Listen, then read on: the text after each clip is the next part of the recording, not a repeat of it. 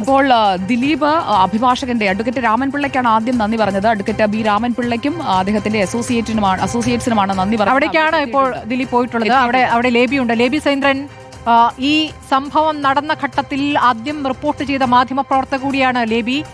ഈ ഘട്ടത്തിൽ ഈ വിധി വരുമ്പോൾ ഇപ്പോൾ അഭിഭാഷകനെ കണ്ട ശേഷം വീണ്ടും പുറത്തേക്ക് വരികയാണ്. ഈ ക്രിമിനൽ ഗൂഢാലോചന എന്നുള്ള ഒറ്റ വാക്കിൽ നിന്നാണോ ഇത് ഡെവലപ്പ്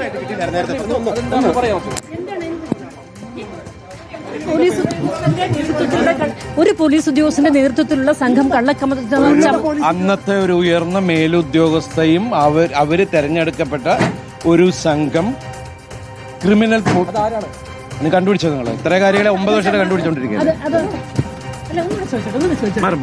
ഞാൻ പോട്ട് വരാം. തല്ല തിരക്കുണ്ട് സാറേ. അല്ല ഇനി എവിടേക്കിലൊക്കെ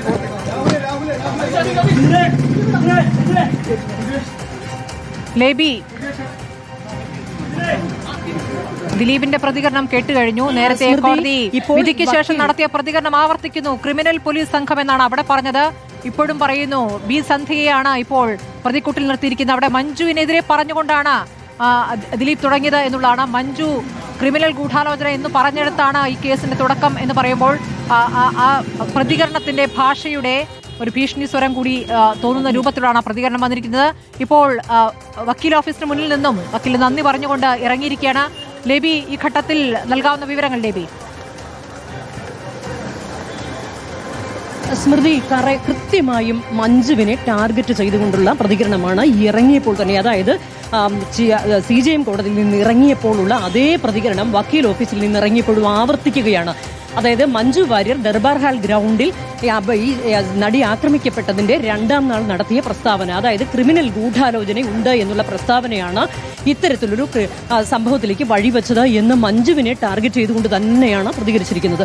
അതുമാത്രമല്ല, ഇറങ്ങിയപ്പോൾ നമ്മൾ ആവർത്തിച്ച് ചോദിക്കുകയുണ്ടായി, ഇതാരാണ്? ഒരു ഉന്നത പോലീസ് ഉദ്യോഗസ്ഥയുടെ നേതൃത്വത്തിലുള്ള ക്രിമിനൽ സംഘം ഇത്തരത്തിൽ ക്രിമിനൽ കഥ മെനഞ്ഞുകൊണ്ട് ഇങ്ങനെ ഒരു കേസിലേക്ക് നയിച്ചു എന്ന് കൃത്യമായി പോലീസിനെ ടാർഗറ്റ് ചെയ്തുകൊണ്ട്, മഞ്ജുവിനെ ടാർഗറ്റ് ചെയ്തുകൊണ്ടുള്ള പ്രതികരണം തന്നെയാണ് വന്നിരിക്കുന്നത്. നേരത്തെ CJMൽ നിന്നിറങ്ങിയപ്പോഴുള്ള പ്രതികരണം ആവർത്തിച്ചിരിക്കുന്നു. ആവർത്തന സ്വരത്തിൽ പറഞ്ഞത് അത് തന്നെയാണ്. എന്നിട്ട് നമ്മൾ കാറിലേക്ക് കയറിയപ്പോൾ ആവർത്തിച്ച് പിന്നീടും ചോദിച്ചു, ഇത് ആരെയാണ്, ഏത് പോലീസ് ഉദ്യോഗസ്ഥയാണ് ഇതിൽ ഉദ്ദേശിച്ചത് എന്ന് ചോദിച്ചപ്പോൾ നിങ്ങൾ അന്വേഷിച്ച് കണ്ടുപിടിച്ചോളൂ എന്ന് പറയുകയാണ് ചെയ്തത്. അങ്ങനെ പറഞ്ഞിട്ട് നേരെ വണ്ടിയിലേക്ക് കയറുന്നു. നേരെ വണ്ടി വിട്ട് ഇനി എങ്ങോട്ടാണ് പോകുന്നത് എന്ന് ചോദിച്ചാൽ എവിടെയെങ്കിലുമൊക്കെ പോകട്ടെ എന്ന് പരിഹാസ രൂപേണ സംസാരിക്കുന്നു. എന്നിട്ട് വണ്ടിയിലേക്ക് കയറുന്നു.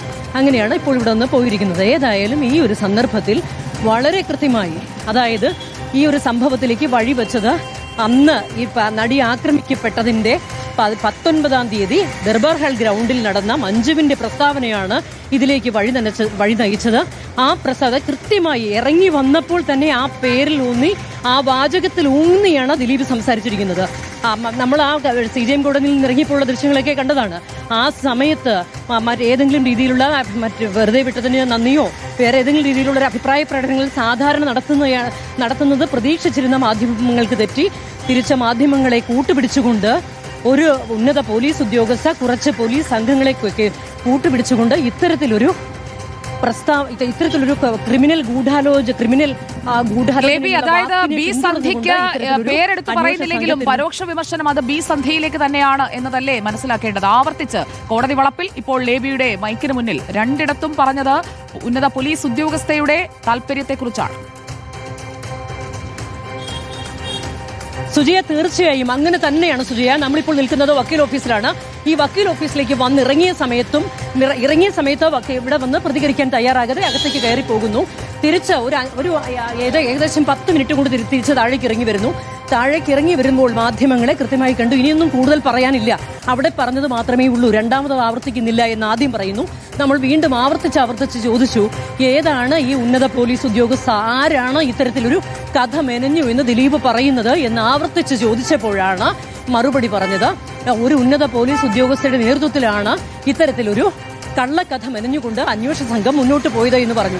അപ്പോൾ വീണ്ടും നമ്മൾ ആവർത്തിച്ച് ചോദിച്ചു, ആരാണ് അന്വേഷണ ഉദ്യോഗസ്ഥർ, നിങ്ങൾ തന്നെ അങ്ങ് കണ്ടുപിടിച്ചാൽ മതി എന്ന് പറയുന്നു.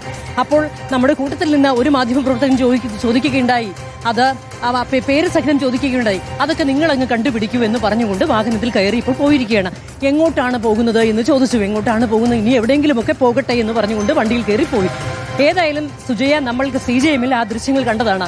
കോടതി വിധി പ്രസ്താവം കേട്ട് അവിടെ കോടതി വിധി പൂർണ്ണമാകുന്നതിന് മുമ്പ് തന്നെ താഴെ ഫാൻസ് അസോസിയേഷൻ ലഡു വിതരണം തുടങ്ങി. അതൊക്കെ കണ്ടു. അത് മാത്രമല്ല മാധ്യമപ്രവർത്തകർക്ക് നേരെ ആക്രമണവും ആക്രോശവും ഒക്കെ ഒരു വശത്ത് നടക്കുന്നുണ്ട്.